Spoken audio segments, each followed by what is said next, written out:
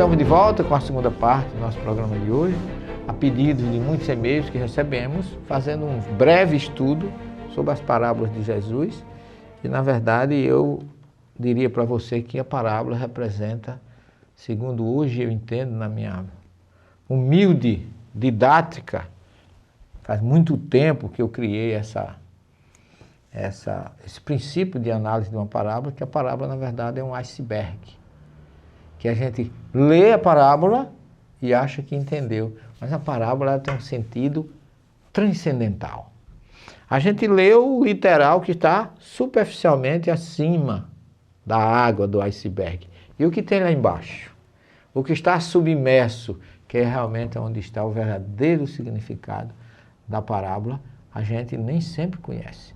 E eu digo para vocês que uma parábola, no Antigo Testamento, elas, como eu falei já, que as parábolas têm origem rabínica também, e judaica, mas no Velho Testamento, no Antigo Testamento, na primeira revelação, o Brit Rishon, como chama o hebreu, que é a primeira aliança, Brit é aliança, muitos chamam Berit, mas não é Berit, é Brit, aliança, Rishon, primeira.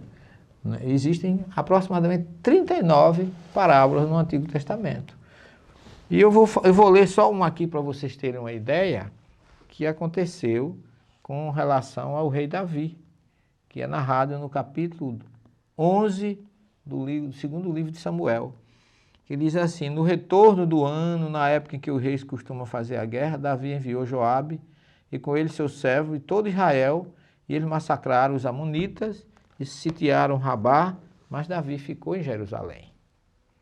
Aconteceu que uma tarde, Davi, levantando-se da cama, pôs-se a passear pelo terraço, e do terraço avistou, o terraço do palácio, uma mulher que tomava banho, e era muito bela a mulher.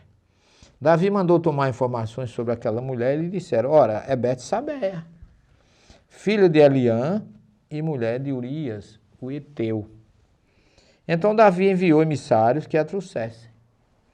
Ela veio ter com ele e ela deitou-se, e ele deitou-se com ela, que tinha acabado de se purificar de suas regras.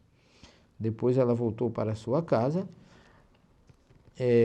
A mulher concebeu e mandou dizer a Davi: estou grávida. Na verdade, a mulher, quando termina o ciclo menstrual no judaísmo, ela passa por um banho de purificação, por isso que aqui está dizendo que ela tinha acabado de se purificar, no que eles chamam mikvê, que é um tanque de água corrente, porque o judeu tem esse princípio que a água tem que correr, não pode ficar água parada. Então, até para lavar as mãos tem esse princípio. E ela mandou dizer a ele que estava grávida. Por quê? Ela tinha acabado de terminar o seu ciclo menstrual e estava começando a ficar fértil. E então Davi, o que é que Davi faz? Quando ele soube, disse: agora, a mulher do meu comandante, grávida, eu tenho que arrumar um jeito de resolver essa situação. Então ele enviou uma mensagem a Joabe, que dissesse: envia-me Urias o Eteu, e Joabe enviou Urias a Davi. Depois, quando Urias chegou, Davi indagou dele como ia Joabe e o povo e a guerra. Depois Davi disse a Urias: desce a tua casa e lava os teus pés. Quer dizer, vai para casa, é um costume, lava os teus pés, porque chegava em casa, lavava poeira, costume judaico.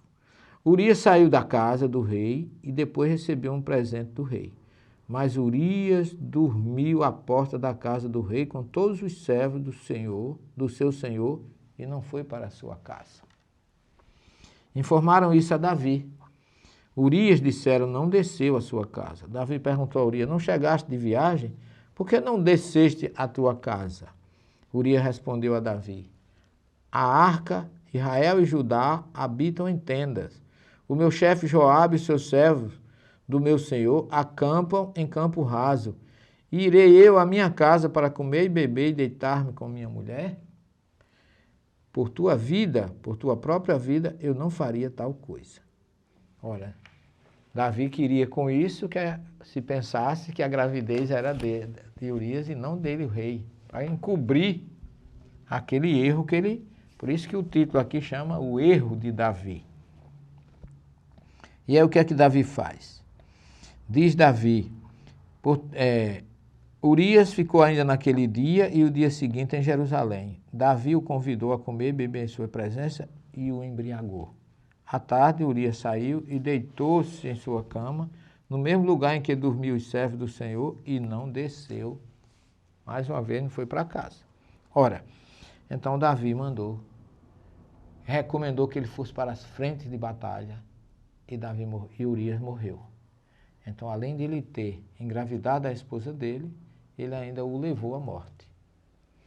Foi um grande erro de Davi, que a partir daí ele sofreu bastante, porque há sempre uma colheita para quem foge do caminho. Mas aqui vem a parábola, que eu queria dizer a você, que Natã, Yahvé, mandou o profeta Natã falar com Davi. Natã repreende Davi. Com o que é que ele entrou e lhe disse, aí ele conta uma parábola. Havia 2 homens na mesma cidade, um rico e outro pobre. O rico possuía ovelhas e vacas em grande número. O pobre nada tinha, senão uma ovelha. Só uma pequena ovelha que ele havia comprado. E a criara, e ela cresceu com ele e com seus filhos, comendo do seu pão, bebendo na sua taça, dormindo no seu colo. Era como sua filha. Um hóspede veio à casa do homem rico, que não quis tirar uma das suas ovelhas ou de suas vacas para servir o viajante que o visitava. Ele tomou a ovelha do homem pobre e preparou para a sua visita. Davi se encolerizou contra esse homem e disse a Natã, pela vida de Yahvé, quem fez isso é digno de morte. Devolverá 4 vezes o valor da ovelha por ter cometido tal ato e não ter tido piedade dele. Natã disse a Davi, esse homem és tu.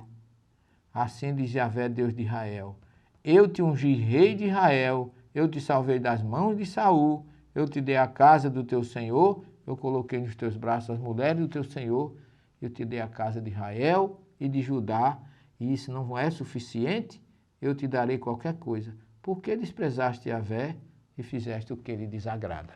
Então a parábola foi exatamente para condenar e mostrar a Davi que ele estava errado. Mas não sai daí que a gente continua na terceira e última parte do nosso programa. Até já.